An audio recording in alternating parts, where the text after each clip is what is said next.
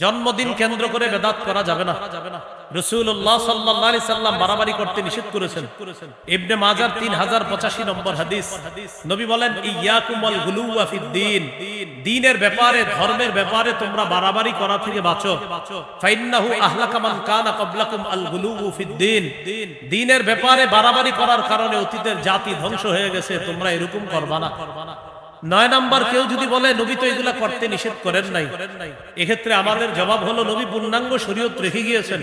সহিহ বুখারীর 2697 নম্বর হাদিসে নবী বলেন মান আহদাসা ফি আমরিনা হাদা মা লাইসা ফীহি ফাহুয়া রাদ্দুন, আমাদের এই পূর্ণাঙ্গ শরীয়তের মধ্যে ইবাদতের নামে সওয়াবের আশায় কেউ যদি নতুন কিছু আবিষ্কার করে, এটা বেদাত, এটা প্রত্যাখ্যান করা হবে। 10 নম্বর কথা, কেউ যদি বলে লাইট ফ্যান এইগুলা তো নতুন আবিষ্কার, এগুলা তো বেদাত, এটার জবাবে আমি আপনাদেরকে বলবো, প্রিয় ভাইয়ারা, আপনারা এখানে যারা আছেন, আগামী 100 বছর 50 বছর যদি বাঁচেন, লাইট ফ্যান যদি আগামী 50 বছর নাও থাকে, আপনারা কি নামাজ ছেড়ে দিবেন? তাহলে লাইট ফ্যান থাকা না থাকার সাথে আমাদের শরীয়ত পালনের কোনো সম্পর্ক না। ফ্যান লাইট না থাকলেও আমরা ইবাদত করেছি আগে, লাইট ফ্যান থাকলেও এখনো আমরা ইবাদত করতেছি। বোঝা গেল এই নতুন আবিষ্কারগুলা থাকলেও না থাকলেও আমরা ইবাদত করব, এটার সাথে শরীয়তের কোনো সম্পর্ক নাই। এজন্য এটা দিয়ে সেটার দলিল দেওয়া যাবে না। 11 নাম্বার সবচেয়ে কঠিন প্রশ্ন, আপনি যখন সর্বশেষ আপনারা বলবে বেটা তোর আব্বাও তো 20 বছর এই বেদাত করছে, আবার আপনারা বলতে পারে তোমার দাদাও এত বছর করছে, এই ব্যাপারে আপনি বলবেন আল্লাহ আমার দাদাকে মাফ করেন, আল্লাহ আমার আব্বাকে মাফ করেন, ভুল আমার 14 দুগুণে 28 গোষ্ঠীও যদি ভুল করে থাকে, ভুল কিয়ামত পর্যন্ত ভুল, এটা জবাব দিয়ে দিবেন আপনি। সর্বশেষ কথা 12 নাম্বার, এটা আমার সাথে একটু যুব সমাজ সহ সবাই বলেন বেদাতের পরিবর্তে আমরা ব্যাপকভাবে সুন্নাহের প্রচার করব। এত বেশি সুন্নাহের প্রচার করব, আমাদের সুন্নাহর প্রচারের ফলে বেদাতের যেন কবর হয়ে যায় করতে। فقال رسول الله صلى الله عليه وسلم ما هذان اليومان, নবী তাদেরকে জিজ্ঞাসা করলেন আচ্ছা এই 2 দিন যে তোমরা খেলাধুলা করো, এটা কি, কেন খেলাধুলা করো? তারা জবাব দিল কুন্না নালআবু ফীহিমা ফিল জাহিলিয়া, আমরা মূর্খতার যুগে এই 2 দিনে খেলাধুলা করতাম, তাই এখনো খেলাধুলা করি। فقال رسول الله صلى الله عليه وسلم ইন্নাল্লাহা ক্বাদ আবদালাকুম বিহিমা খায়রাম মিনহুমা ইয়াউমাল আযহা ওয়া ইয়াউমাল ফিতরি। রাসূলুল্লাহ সাল্লাল্লাহু আলাইহি সাল্লাম বললেন অতীতের যে 2 দিনে খেলতা এটা ভুলে যাও, আল্লাহ তাআলা তোমাদেরকে ওই 2 দিনের পরিবর্তে ঈদুল ফিতর এবং ঈদুল আযহা নামে অতি উত্তম 2টি ঈদের দিন আল্লাহ তোমাদেরকে দান করেছেন। তাহলে ইসলামে মুসলমানদের ঈদ কয়টা? আবার বলেন, মুসলমানদের ঈদ কয়টা? 2টা। এখন আমি আপনাদের কাছে একটু জানতে চাই, নবীজি সাল্লাল্লাহু আলাইহি সাল্লাম যেই ঈদ পালন করেছেন ওই ঈদটা সেরা নাকি আমরা যেই ঈদ পালন করব সেটা সেরা? নিঃসন্দেহে নবীজিটা সেরা, নবীজির সাথে যারা পড়ছে ওইটা সেরা।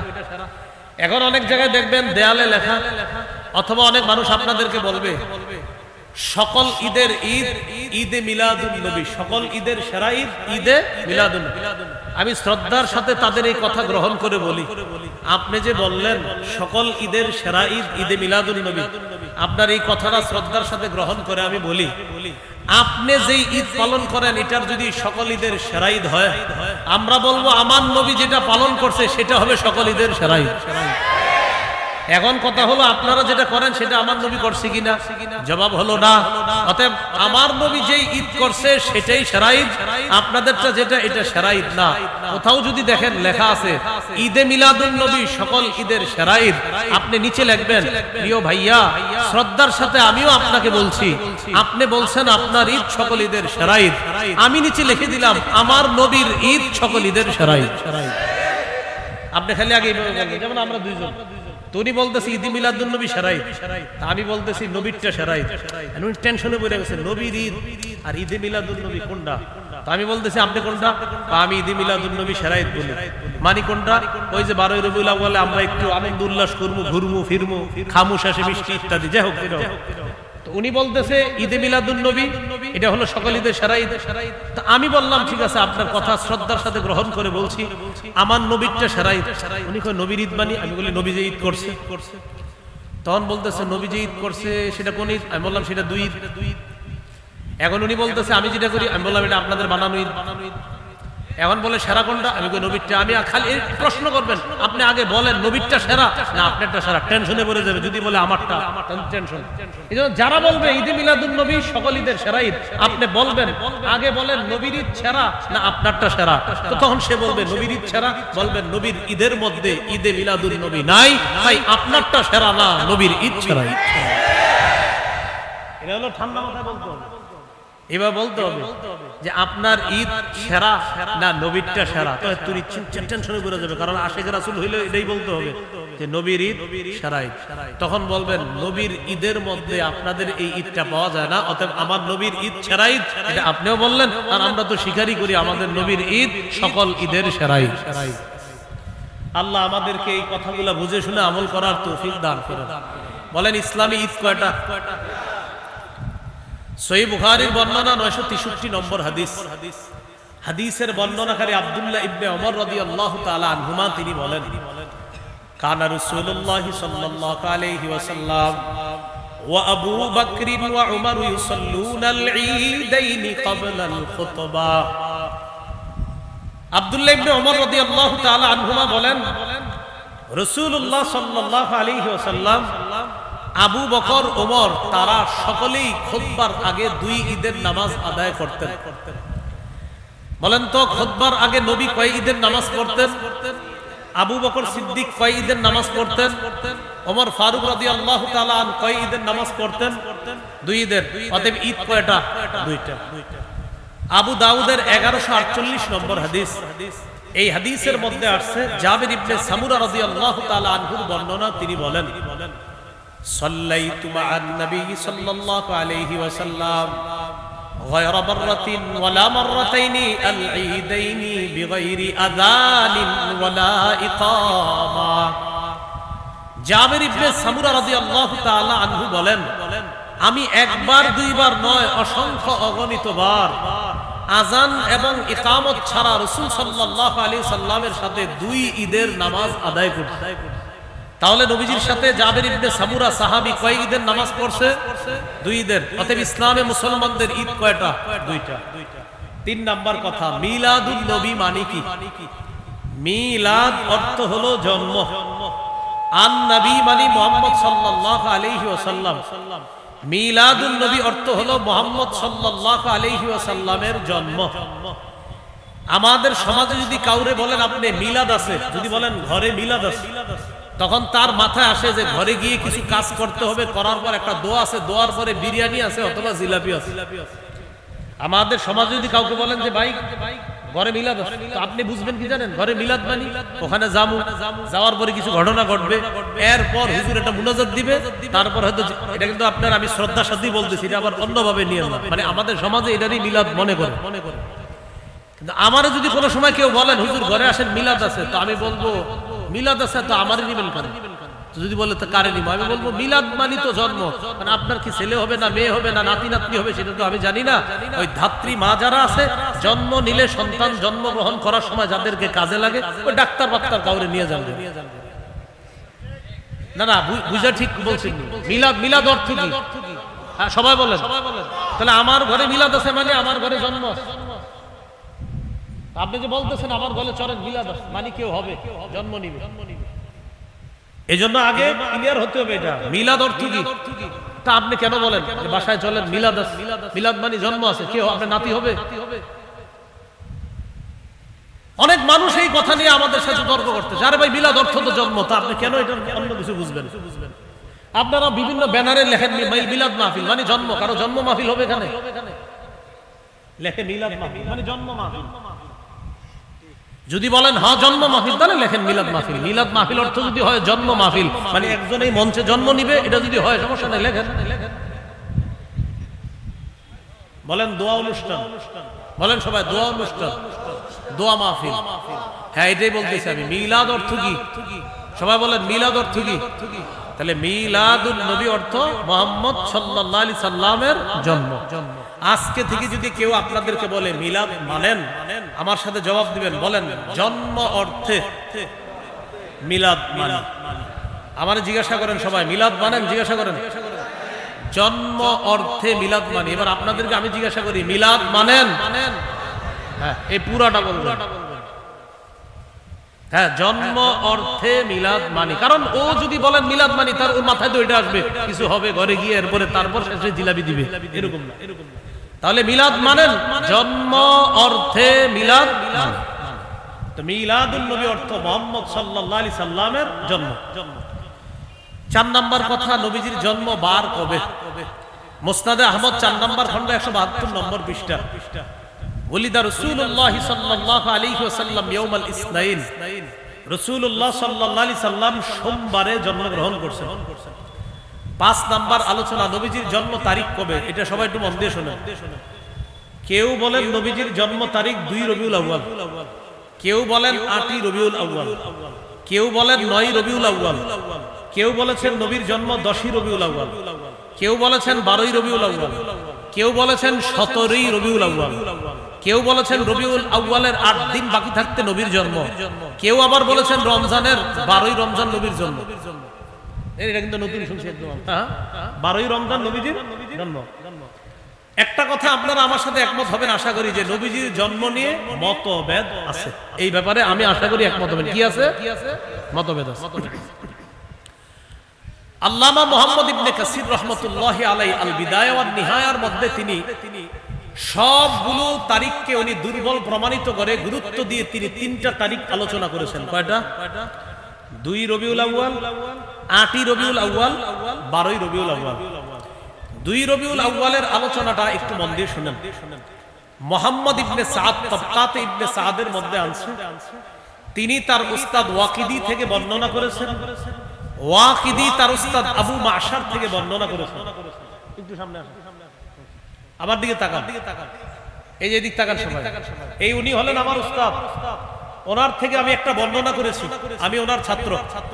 আবার আমি তার কাছে বর্ণনা করছি, তিনি আমার ছাত্র। তাহলে তার উস্তাদ আমি, আমার উস্তাদ তিনি। এতটুকু বুঝছেন সবাই? এটাকে বলে সূত্র। বলেন কি বলে? তাহলে সূত্রে তিনি আমার উস্তাদ, আমি তার ছাত্র। আবার আমি তার উস্তাদ, তিনি আমার ছাত্র, হলো সূত্র। তার উস্তাদ আমি, আমার উস্তাদ তিনি। এটাকে বলা হয় সূত্র। সূত্রে 2 জন আছে, একজনের নাম ওয়াকিদি, আরেকজনের নাম আবু মাশার। বুখারী শরীফের ব্যাখ্যা গ্রন্থের লেখক ইবনুল হাজার আসকালানী রাহমাতুল্লাহি আলাইহি তার কিতাব তাকরিবুত তাহযীবের মধ্যে তিনি আনছেন এই ওয়াকিদি, যিনি বর্ণনাকারী ওয়াকিদি, তার ব্যাপারে আনছে মাতরুকুন মাআসিআতি ইলমিহি, যে ওয়াকিদি তার অনেক এলেম আছে, এলেম থাকার পরেও তার বর্ণনা পরিত্যাজ্য, তার বর্ণনা গ্রহণ করা যায় না। আর ওই যে আবু মাশার, তার ব্যাপারে বলছে দাঈফুন ফির রিওয়ায়া, তিনি বর্ণনা করার ক্ষেত্রে দুর্বল। তারা এই সূত্রে বর্ণনা করেছেন ওলিদা রাসূলুল্লাহ সাল্লাল্লাহু আলাইহি সাল্লাম ইয়াউমাল ইসনাইন, নবীজি সোমবার দিন জন্মগ্রহণ করেছেন। লিলাইলাতাইনে খালাতা মিন শাহরি রবিউল আউয়াল, রবিউল আউয়াল মাসের 2 তারিখে। এটা তাদের সূত্রে। কার? ওয়াকিদি এবং আবু মাশার। তাহলে ওয়াকিদি যিনি সূত্রে আছে তিনি পরিত্যাজ্য, তার বর্ণনা পরিত্যাজ্য। আবার সূত্রে যিনি আছেন আবু মাশার, তিনিও দুর্বল। ওই সূত্রে একজন হলেন দুর্বল, আর এই মনে করেন আমারে বসান ওই জায়গায়, আমি পরিত্যাজ্য। এই 2 জন সূত্রে থাকার কারণে 2 রবিউল আউয়ালের বর্ণনাটিও দুর্বল, এটা গ্রহণ করা যায় না। এটা আপনারা আলেম ছাড়া অন্যরা বুঝছেন তো সবাই? সূত্রে 2 জন ব্যক্তি আছে যাদের উপরে কথা থাকার কারণে তাদের সূত্রে 2 রবিউল আউয়ালের বর্ণনাটি গ্রহণ করা যায় না, তাই 2 রবিউল আউয়াল বাদ। রয়ে গেল 8 রবিউল আউয়াল এবং 12 রবিউল আউয়াল। আমার সাথে একটা কথা সবাই বলেন, তাহলে মনে থাকবে। বলেন, হস্তি বাহিনী কাবায় যে বছর হামলা চালায়, ওই বছর রাসূলুল্লাহ সাল্লাল্লাহু আলাইহি সাল্লামের জন্ম। এ ব্যাপারে ঐতিহাসিকগণ প্রায় সকলেই একমত। তাহলে যে বছর রাসূলুল্লাহ সাল্লাল্লাহু আলাইহি সাল্লাম জন্মগ্রহণ করেছেন ওই বছর কাবায় হস্তি বাহিনী হামলা চালায়, এই ব্যাপারে রাসূল সাল্লাল্লাহু আলাইহি সাল্লাম কি একমত? এই ব্যাপারে ঐতিহাসিকগণ একমত। এবার বলেন, কাবায় হামলা চালানোর 50 দিন পর রাসূলুল্লাহ সাল্লাল্লাহু আলাইহি সাল্লাম জন্মগ্রহণ করেছেন। বলেন তো, কাবায় হস্তি বাহিনী হামলার কয়দিন পর নবীর জন্ম? এবার হিসাবটা আমরা বের করে নিই। মুহররম মাসের 13 দিন বাকি থাকতে কাবার উপর হামলা হয়। তাহলে মুহররমের 13 দিন পেয়ে গেলাম। পরের মাস সফর মাস, সফরের 30 দিন নেন, মুহররমের 13 দিন 43 দিন। রবিউল আউয়াল মাস হলো সফর মাসের পরের মাস। রবিউল আউয়ালের 7 দিন যাওয়ার পর এরপর সূর্য ডুবার সাথে সাথে হয়ে যায় 8ই রবিউল আউয়াল। তাহলে আগের 43 আর পরের 7, এ হলো 50 দিন। এর মানে কাবায় হামলা চালানোর 50 দিন নবীর জন্ম মানে 8ই রবিউল আউয়াল আল্লাহ রাসূল দুনিয়াতে জন্মগ্রহণ করছেন। কাবায় হস্তি বাহিনী হামলা চালানোর 50 দিন পর নবীজির জন্ম। তো কাবায় হামলা চালানোর 50 দিন পর নবীর জন্ম হিসাব করলে বের হয় 8ই রবিউল আউয়াল। পৃথিবীর বিখ্যাত উলামায়ে কেরাম, বিশুদ্ধ উলামায়ে কেরাম, নির্ভরযোগ্য উলামায়ে কেরামের অভিমত হলো আল্লাহ রাসূলের জন্ম 8ই রবিউল আউয়াল। এই কথাটি বিশুদ্ধ। গাণিতিক হিসাবে কেউ কেউ বলেন নবীর জন্ম 9ই রবিউল আউয়াল। এজন্য মনে রাখবেন 8 অথবা 9। বলেন 8 অথবা 9, এই 2 তারিখে আল্লাহ রাসূলের জন্ম। এই কথাটি বিশুদ্ধ, তবে প্রসিদ্ধ নয়। 8 অথবা 9 রবিউল আউয়াল রাসূলুল্লাহ সাল্লাল্লাহু আলাইহি সাল্লামের জন্ম, এই কথাটি বিশুদ্ধ, তবে কি নয়? প্রসিদ্ধ নয়। এবার আমার সাথে বলেন 12ই রবিউল আউয়াল নবীজির জন্ম। এই কথাটি প্রসিদ্ধ হলেও বিশুদ্ধ নয়। তাহলে 8, 9 বিশুদ্ধ হলেও প্রসিদ্ধ নয়, আর 12 তারিখ প্রসিদ্ধ হলেও বিশুদ্ধ নয়। কোরআনের 6666টি আয়াত প্রসিদ্ধ হলেও বিশুদ্ধ নয়, 6236টি আয়াত বিশুদ্ধ হলেও প্রসিদ্ধ নয়। বললাম, কোরআনের 6666টি আয়াত প্রসিদ্ধ হলেও বিশুদ্ধ নয়, 6236টি আয়াত বিশুদ্ধ হলেও প্রসিদ্ধ নয়। বিষয়টা। এবার আসেন 12ই রবিউল আউয়ালের এই বর্ণনা কারা করছে? عن سعيد بن مينا عن عفان بن مسلم عن جابر بن عبد الله وعبد الله بن عباس رضي الله تعالى عنهما ولد رسول الله صلى الله عليه وسلم يوم الاثنين الثاني عشر من شهر ربيع الأول। সাঈদ ইবনে মিনা, ওই আবার আমার দিকে তাকান, সূত্র। আমি হলাম ছাত্র সাঈদ ইবনে মিনা, এই উস্তাদের নাম আফফান ইবনে মুসলিম। তাদের সূত্রে বর্ণনা আল্লাহ রাসূল সাল্লাল্লাহু আলাইহি সাল্লামের জন্ম 12ই রবিউল আউয়াল। মজার ব্যাপার হলো সূত্রে যিনি ছাত্র তার নাম কি? সাঈদ। বলেন সূত্রে ছাত্রের নাম কি? উস্তাদের নাম আফফান। বলেন সূত্রে ছাত্রের নাম, উস্তাদের নাম, আবার ছাত্রের নাম, উস্তাদের নাম। কোন বর্ণনার সূত্র এটা? 12ই রবিউল আউয়াল। মজার ব্যাপার হলো সাঈদ যিনি ছাত্র তিনিও নির্ভরযোগ্য বর্ণনাকারী, আবার উস্তাদ যিনি আফফান তিনিও নির্ভরযোগ্য বর্ণনাকারী। তাহলে প্রশ্ন এসে যায় 12ই রবিউল আউয়ালের সূত্রে সাঈদও নির্ভরযোগ্য, উস্তাদ আফফানও নির্ভরযোগ্য হলে বর্ণনাটি কেন নির্ভরযোগ্য নয়? 12ই রবিউল আউয়ালের বর্ণনায় সাঈদ যিনি ছাত্র তিনিও নির্ভরযোগ্য, আবার উস্তাদ আফফান তিনিও নির্ভরযোগ্য। তো প্রশ্ন এসে যায় নির্ভরযোগ্য মানুষগুলা সূত্রে থাকার পরেও বর্ণনাটি কেন নির্ভরযোগ্য নয়? আপনারা আমার দিকে তাকায় যদি বয়ানটা শুনেন সহজে বুঝবেন কেন নির্ভরযোগ্য না বর্ণনাটা। দেখেন ছাত্রের নাম কি? সাঈদের জন্ম 130 হিজরির পরে। বলেন সাঈদের জন্ম কবে? তাহলে ভাই ছাত্রের জন্ম কবে? 130 হিজরি পরে। বলেন ছাত্র সাঈদ যিনি তার জন্ম কবে? উস্তাদের নাম কি? আফফানের মৃত্যু 110 হিজরিতে।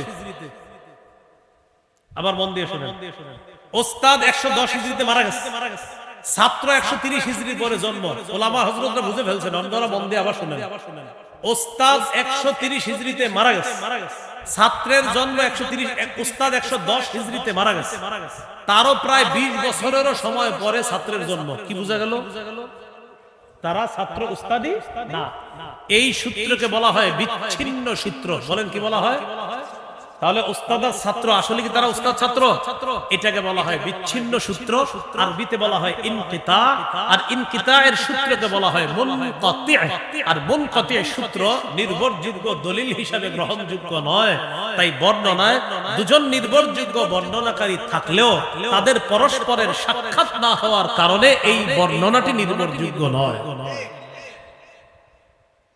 ভাই হুজুররা ছাড়া অন্যরা যারা, বুঝছেন তো আপনারা? তাহলে উস্তাদের মৃত্যু 110 হিজরিতে আর ছাত্রের জন্ম হয়েছে 130 এর পরে, তাহলে এরা উস্তাদ ছাত্র না, মাঝখানে কোনো ঝামেলা হয়ে গেছে। এই জন্য তাদেরকে আইনা এই সূত্র বানানো হলেও এই সূত্রটি নির্ভরযোগ্য নয়, তাই এই বর্ণনা নির্ভরযোগ্য নয়। এই জন্য 12ই রবিউল আউয়ালের বর্ণনাটি এটি প্রসিদ্ধ হলেও বিশুদ্ধ নয়, যদিও অনেকে এটার ব্যাপারে মতামত দিয়েছে। এটা হলো বয়ান করলাম। এলাকায় ঝগড়া থেকে বাঁচার জন্য কি করবেন? যেমন আজকের বয়ানের পরে আগামীকাল এই বিষয়ে হয়তো দুই দলের মধ্যে ঝগড়া হইতে পারে। ঝগড়া থেকে বাঁচার জন্য যেটা করবেন এটা হলো বুদ্ধি। আমার একটু জিজ্ঞাসা করেন, বলেন নবীর জন্ম কবে? জিজ্ঞাসা করেন।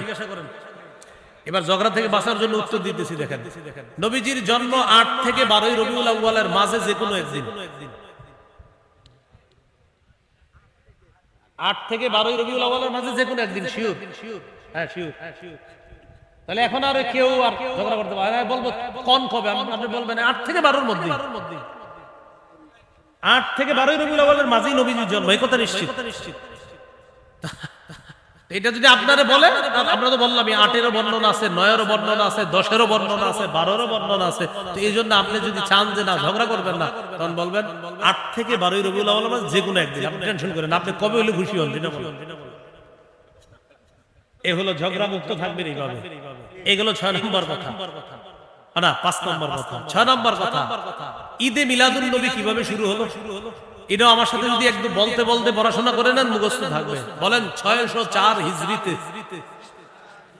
ইরাক দেশে মসুল শহরে বাদশাহ আবু সাঈদ মুজাফফর জনৈক আলেম আবুল খাত্তাব ওমর ইবনে দিহিয়া তার মাধ্যমে সর্বপ্রথম ঈদে মিলাদুন নবীর সূচনা করে। কত হিজরি? 604। কত হিজরি? কোন দেশে? শহরের নাম মসুল শহর। বাদশার নাম আবু সাঈদ। বাদশার নাম কি? আর যে হুজুরিকে বেদাত করতে গেলে কিন্তু একজন সাইনবোর্ড ওয়ালা, দাড়ি টুপিওয়ালা লাগবে। এজন্য বেদাত যারা করে না, দেখবেন সাইনবোর্ড, টুপি, দাড়িওয়ালা, এরপর একটা গাড়ির উপরে উঠবে আর চারোদিকে ফুল টুল দিয়া হেরি খুঁজে পাবেন না। তো এখন কথা হলো, ওই বেদাতের যিনি লিড দিলেন তার নাম আবুল খাত্তাব ওমর ইবনে দিহিয়া। এই তার মাধ্যমে সর্বপ্রথম এই বেদাতের সূচনা হয়। তার ব্যাপারে ইবনে হাজার আসকালানী রাহমাতুল্লাহি আলাইহি বলেন, কাসীরুল ওয়াকিআতি ফিল আইম্মাতি ওয়া ফিস সালাফি মিনাল উলামা। এই লোকটা পূর্ববর্তী আলেমদের ব্যাপারে কটু মন্তব্য করতেন। এই লোকটা পূর্ববর্তী আলেমদের ব্যাপারে উল্টাপাল্টা কথা বলতেন। এখন আপনারা তালাশ করে এমন অনেক লোক পাবেন যারা বেদাতীদের নেতৃত্ব দেয়। এরা দলিলে না পারলে সর্বশেষ হক্কানি আলেমদের নাম নিয়ে নিয়ে তাদেরকে গালি দেয়। এখন এই গালির সূত্র কোত্থেকে আসছে? এই এলাকার ইমাম সাহেবরা আছেন, খতিব সাহেবরা আছেন, আপনাদেরকে গালি দিলে কষ্ট নিয়েন না। তাদের গুরুজি যিনি এই বেদাত আবিষ্কার করছে, গুরুর মুখের ভাষা ছিল খারাপ, তাই ওই সূত্রে তাদের অনুসারীদের মুখের ভাষাও খারাপ। এটা কষ্ট নেওয়ার কিছু নেই। তার ব্যাপারে ইবনে হাজার আসকালানী লেখছেন, খাবিসুল লিসান, মুখের ভাষা ছিল খুব খারাপ। শাদীদুল কিবরি, প্রচন্ড অহংকার টাইপের মানুষ ছিল। মুতাহাবিরান, দুর্বল প্রকৃতি, অলস প্রকৃতির মানুষ ছিল, আর খালি আলেমদেরকে গালিগালাজ করত। আল্লাহ আমাদেরকে হেফাজত করে। 604 হিজরি পর্যন্ত দুনিয়াতে যেটা ছিল না সেটা আমরা করব না।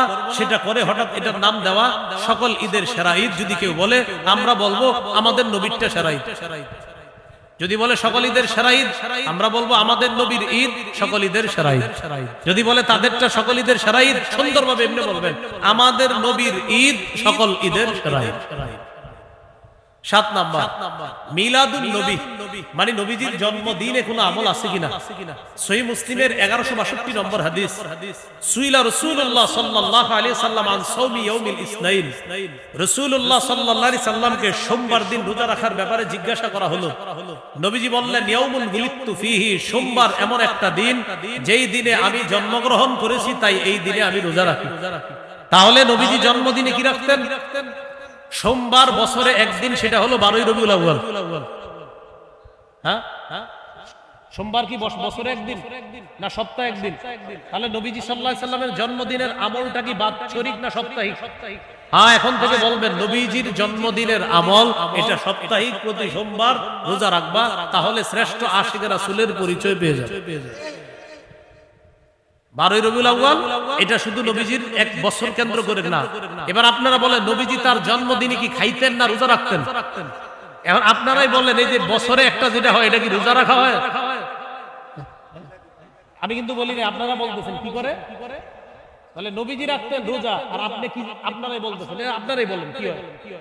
তাহলে নবীজি সাল্লাল্লাহু আলাইহি সাল্লাম রাখতেন রোজা, আর আপনি সেখানে রোজা না রেখে খাইতেছেন, এটা কেমন নবীর মহব্বতের পরিচয় দিলেন?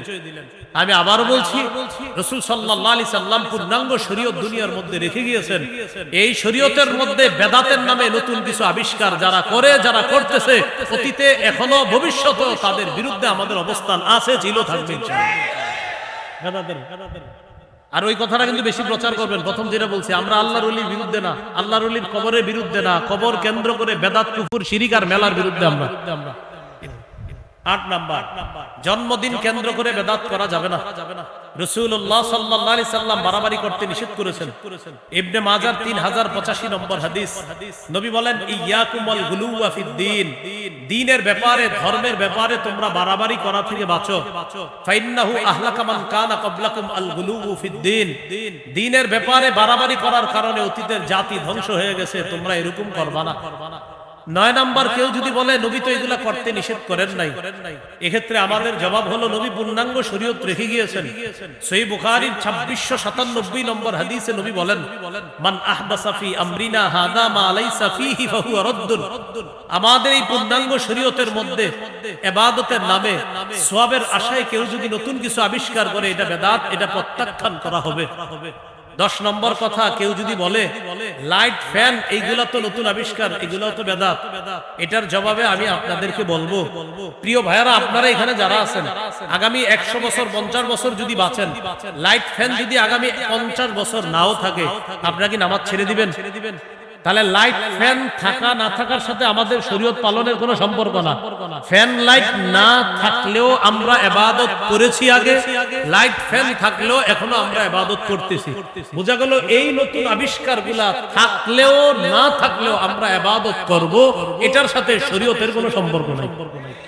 এজন্য এটা দিয়ে সেটার দলিল দেওয়া যাবে না। 11 নাম্বার, সবচেয়ে কঠিন প্রশ্ন, আপনি যখন সর্বশেষ আপনারা বলবে বেটা তোর আব্বাও তো 20 বছর এই বেদাত করছে, আবার আপনারা বলতে পারে তোমার দাদাও এত বছর করছে, এই ব্যাপারে আপনি বলবেন আল্লাহ আমার দাদাকে মাফ করেন, আল্লাহ আমার আব্বাকে মাফ করেন, ভুল আমার 14 দুগুণে 28 গোষ্ঠীও যদি ভুল করে থাকে, ভুল কিয়ামত পর্যন্ত ভুল। এটা জবাব দিয়ে দিবেন আপনি।